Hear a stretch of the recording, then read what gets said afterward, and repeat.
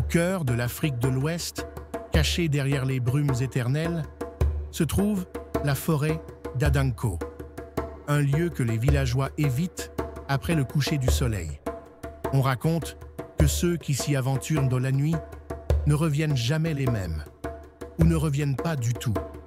Ce soir, je vais vous raconter l'histoire de Kofi, le jeune homme qui a osé défier les esprits et qui a découvert l'indicible. Kofi était un chasseur arrogant. Un soir, malgré les avertissements des anciens, il entra dans la forêt pour traquer une antilope blanche, une créature que personne n'avait jamais attrapée. Mais ce qu'il trouva n'était pas un animal, c'était une femme aux yeux sans pupilles, vêtue d'une robe faite d'ombre. Elle lui chuchota « Tu as marché là où les morts dominent. Maintenant, ils te suivront. » Et puis, elle disparut. De retour au village, Kofi crut avoir rêvé, jusqu'à ce que les cauchemars commencent.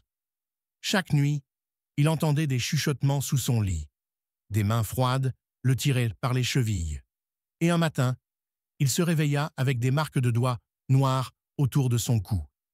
Les anciens reconnurent les signes. Les Adz sont venus. Ils se nourrissent de ta peur, et bientôt de ton âme. La dernière fois qu'on vit Kofi, il courait vers la forêt en hurlant, poursuivi par quelque chose que seul lui pouvait voir. Certains disent qu'il erre toujours parmi les arbres, devenu un esprit lui-même.